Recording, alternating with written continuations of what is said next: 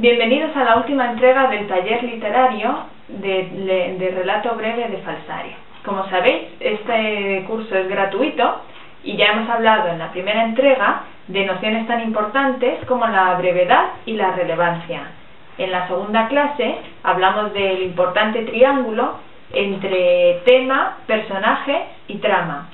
Y hoy vamos a hablar de otro tema muy importante, como es la presentación y caracterización de los personajes.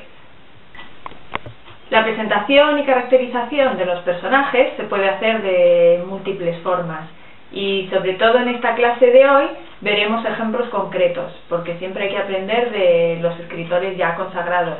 Para ello nos vamos a basar en el uruguayo Mario Benedetti, en el norteamericano Salinger, y también en el norteamericano y más desconocido Donald Ray Pollack. Dividiéndolo en dos grandes grupos, la presentación y caracterización de un personaje se puede hacer a través de dos puntos de vista, uno del narrador y otro de los personajes. Partiendo desde el punto de vista del narrador, podemos tener muchos tipos de presentación del personaje. Nosotros nos vamos a basar en tres. El primero va a ser la descripción física. Si nos vamos a Salinger, a uno de sus cuentos, vamos a ver en la página 57, la descripción física que nos hace de un personaje que irrumpe en una habitación es esta, es bien cortita. Un joven con gafas, en pijama, descalzo, se precipitó en la habitación, con la boca abierta. Nos dice cómo va vestido y cómo actúa, es decir, de forma precipitada, con lo cual ya nos da el carácter de ese personaje. Esta forma de Salinger, en su cuento justo antes de la guerra con los esquimales, es muy diferente, cambia mucho de estilo al que tiene Benedetti, que nos hace una descripción psíquica en su cuento, vamos a ver, en su cuento Como siempre. Nos hace primero la descripción física del personaje femenino y unas páginas más adelante del personaje masculino. Y ya veréis cómo es muy diferente uno y otro, porque su psicología es muy diferente. Comienza así. A María Luisa no le agradaba que la interrumpieran. Por lo demás, a nadie le agradaba interrumpirla. Es decir, tenemos un personaje fuerte, con un carácter un poco desagradable. Y a continuación nos dice cómo es la psicología del personaje masculino. Roberto contemplaba sus propios pasos.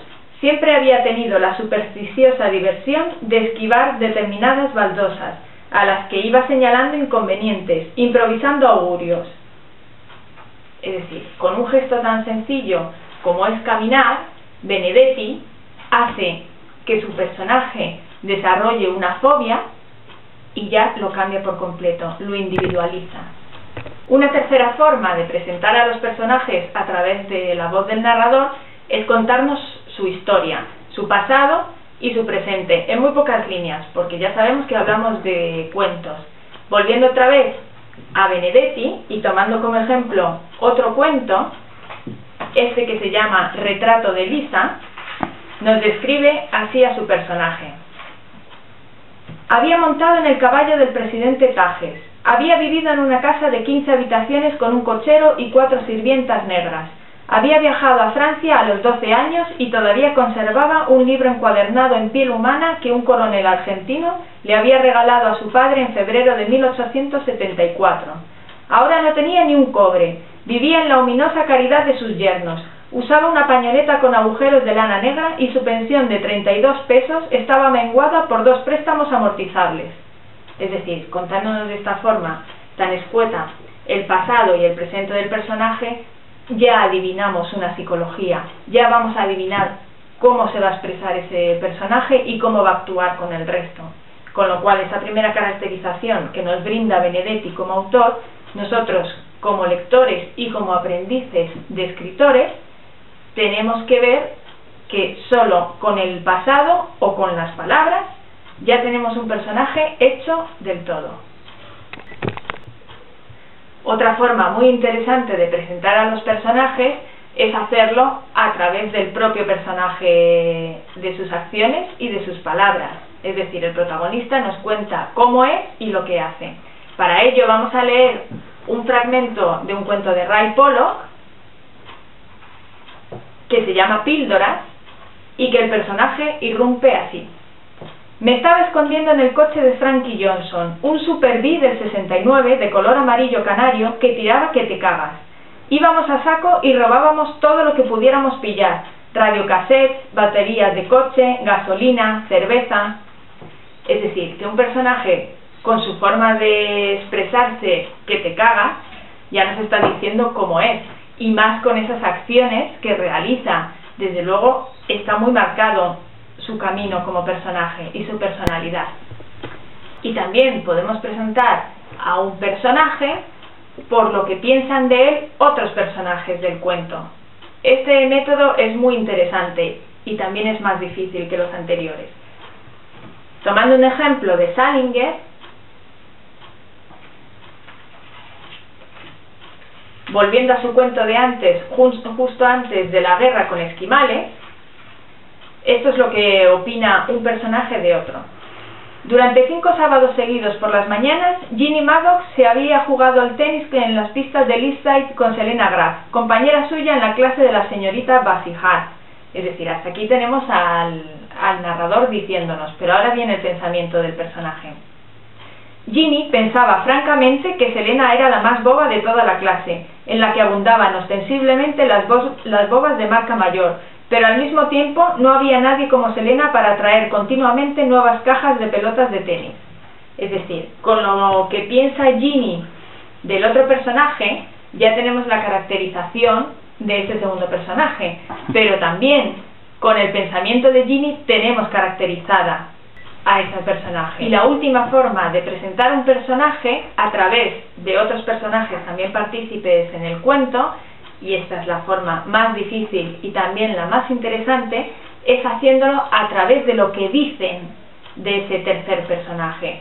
Ya os digo, el diálogo es muy complicado en este caso, pero el efecto es maravilloso.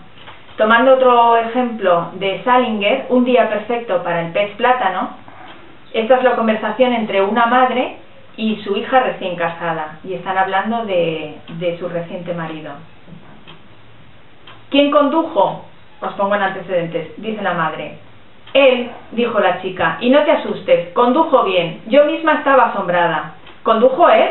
Muriel, ¿me diste tu palabra de que...? Mamá, interrumpió la chica, acabo de decírtelo, condujo perfectamente, no pasamos de 80 en todo el trayecto, esa es la verdad. ¿No trató de hacer el tonto otra vez con los árboles? Vuelvo a repetirte que condujo muy bien, mamá. Vamos, por favor. Le pedí que se mantuviera cerca de la línea blanca del centro y todo lo demás, y entendió perfectamente, y lo hizo. Hasta se esforzaba por no mirar los árboles, se notaba.